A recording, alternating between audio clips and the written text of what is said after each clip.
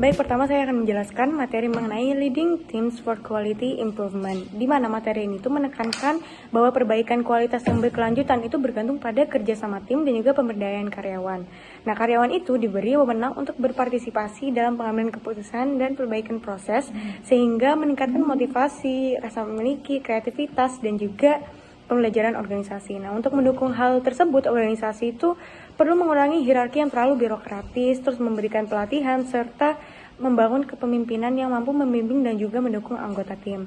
Nah, pemimpin tim itu bertanggung jawab menetapkan tujuan, membangun norma kerja, mengelola peran anggota, dan juga menciptakan lingkungan yang mendukung kolaborasi. Nah, di mana materi ini tuh juga menjelaskan bahwa tim berkembang melalui tahapan forming, storming, norming, performing, dan juga mourning yang harus dikelola dengan aturan dan juga komunikasi yang jelas agar konflik itu dapat diselesaikan secara konstruktif. Nah, berbagai jenis tim itu dapat digunakan sesuai kebutuhan organisasi seperti process improvement teams, cross-functional teams, tiger teams, natural work groups, self-directed work teams, dan juga virtual teams. Nah, keberhasilan tim itu didukung oleh fasilitas yang efektif, manajemen rapat yang baik, penyelesaian konflik, serta intervensi dini ketika muncul tanda-tanda kegagalan tim. Dengan demikian, tim itu menjadi sarana utama untuk menjalankan proyek perbaikan kualitas, meningkatkan kinerja proses, dan juga memperkuat daya saing organisasi. Selanjutnya masuk ke bagian types of teams. Jadi dalam mengelola peningkatan kualitas, organisasi menggunakan berbagai tipe tim yang disesuaikan dengan cakupan dan kompleksitas masalah yang dihadapi. Yang pertama ada proses improvement teams. Ini untuk perbaikan proses lokal dan layanan pelanggan di tingkat departemen tunggal. Organisasi mengandalkan proses improvement teams yang biasanya beroperasi menggunakan alat kualitas dasar dan siklus plan, do, check, act. Yang kedua, cross-functional teams. Jadi ketika permasalahan yang dihadapi lebih kompleks dan memotong batas-batas fungsional, cross-functional teams dibentuk dengan melibatkan personel dari berbagai departemen untuk menangani isu-isu strategis seperti perancangan ulang proses perusahaan.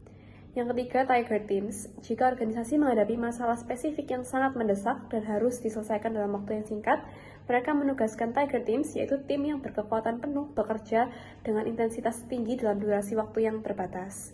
Yang keempat, natural work groups. Jadi ini tim yang dirancang untuk meningkatkan respons terhadap pasar dan kedekatan dengan pelanggan, yang dikenal sebagai natural work groups. Jadi kelompok kerja ini biasanya diorganisasikan di sekitar produk atau layanan tertentu dan berfokus penuh pada pemenuhan kebutuhan pelanggan. Yang kelima, self-directed work teams. Ini tim yang berfungsi untuk mendorong kemandirian karyawan karena mereka memiliki pengawasan manajerialnya sangat minim, dan tim mandiri ini dibagi menjadi dua kategori, yaitu yang pertama skala kecil atau S, di mana karyawan berkuasa penuh untuk memilih dan mengimplementasikan proyek perbaikan mereka sendiri. Serta ada juga skala besar Big S, di mana seluruh aspek operasional, keuangan, hingga pengelolaan fungsi bisnis dijalankan sepenuhnya oleh tim tanpa struktur manajemen tradisional. Yang terakhir, yang keenam ada virtual teams.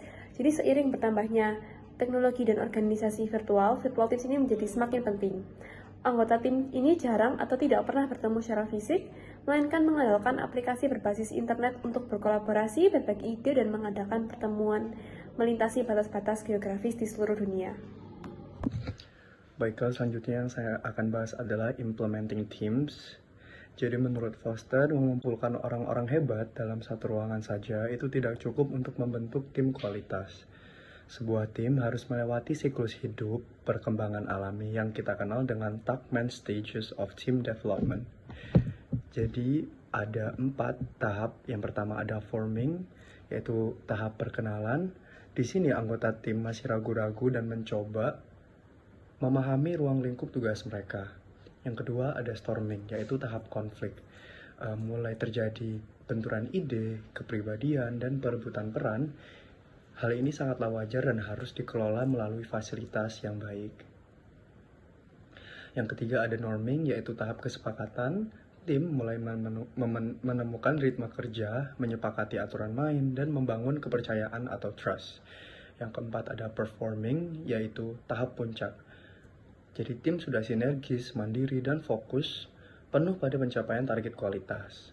Jadi kunci sukses implementasi di tahap ini adalah empowerment atau pemberdayaan, serta kehadiran seorang fasilitator yang netral untuk menjaga agar tim tidak terjebak selamanya di fase storming.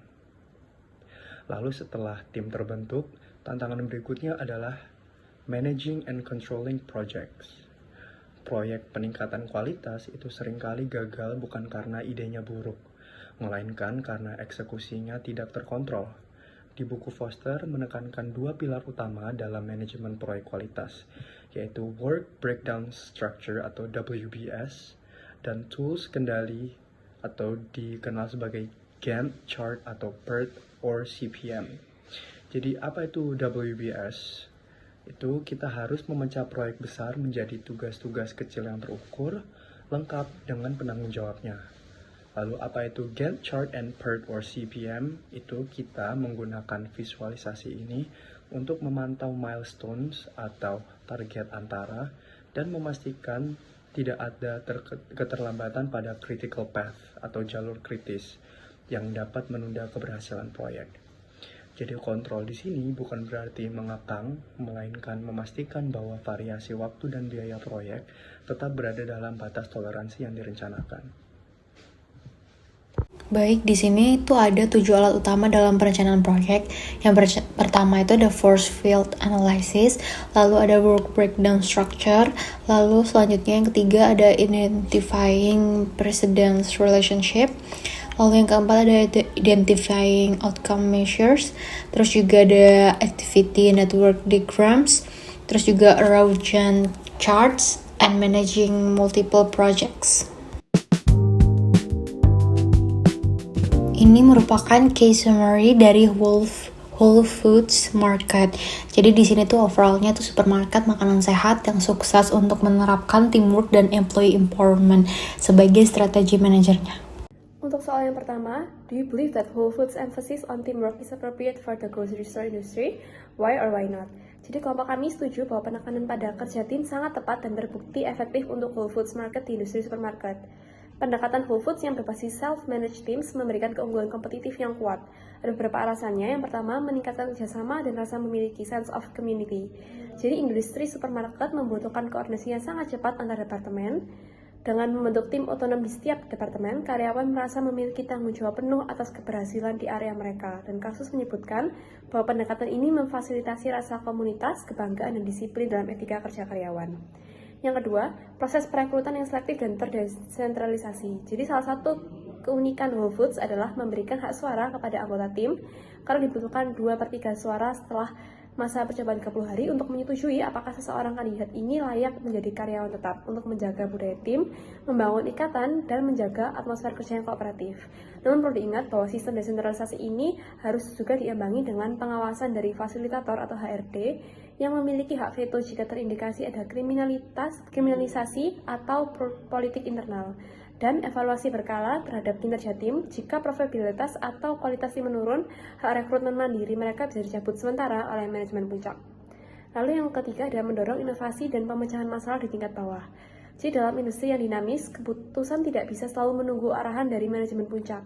Jadi setiap tim di Whole Foods rutin mengadakan rapat bulanan tanpa memandang pangkat untuk berbagai informasi, menyelesaikan masalah operasional secara langsung, dan mendiskusikan cara meningkatkan kinerja. Dan ini membuat operasional toko mereka menjadi jauh lebih lincah. Yang terakhir, menyeimbangkan kolaborasi dengan kompetisi yang sehat. Kerja tim di Whole Foods tidak hanya membuat karyawan menjadi pasif, melainkan memicu semangat dan kompetitif antar tim, toko, dan wilayah dalam hal kualitas, layanan, dan profitabilitas. Insentif berupa bonus, pengakuan, dan promosi didasarkan pada kinerja tim membuat setiap anggota termotivasi untuk saling mendukung agar tim mencapai hasil yang terbaik. Baik, selanjutnya saya akan menjawab pertanyaan case nomor 2. Jadi pertanyaannya, mengapa sistem kerja tim di Whole Foods Market itu dapat meningkatkan semangat kompetisi sekaligus kerjasama antar karyawan? Jadi jawabannya itu, sistem tim di Whole Foods ini meningkatkan kerjasama karena anggota tim itu memiliki tanggung jawab dan juga tujuan yang sama, serta terlibat dalam pengambilan keputusan. Nah, di sisi lain, kompetisi itu muncul karena kinerja setiap tim itu diukur secara terbuka dan juga dikaitkan dengan penghargaan maupun bonus. Akibatnya, karyawan itu terdorong untuk saling membantu dalam tim sekaligus berusaha mencapai kinerja yang lebih baik dibanding tim lain. Selanjutnya saya akan menjawab pertanyaan nomor 3 pada case Whole Foods Market. Pertanyaannya, bagaimana sistem tim di Whole Foods Market itu dapat merefleksikan teori implementasi tim dan kontrol proyek yang kita pelajari di bab ini. Jadi, Whole Foods Market adalah contoh nyata dari extreme team empowerment.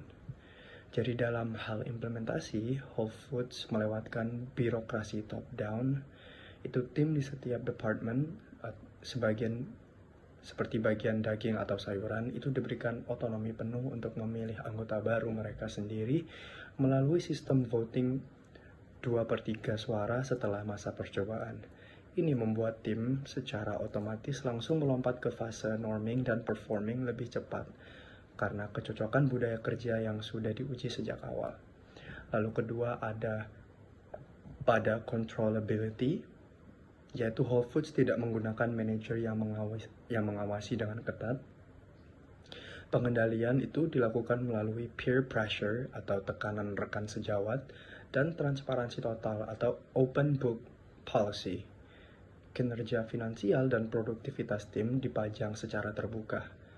Karena bonus atau gain sharing itu dihitung berdasarkan performa tim, anggota tim akan saling mengontrol satu sama lain secara mandiri demi mencapai target kualitas dan profitabilitas toko.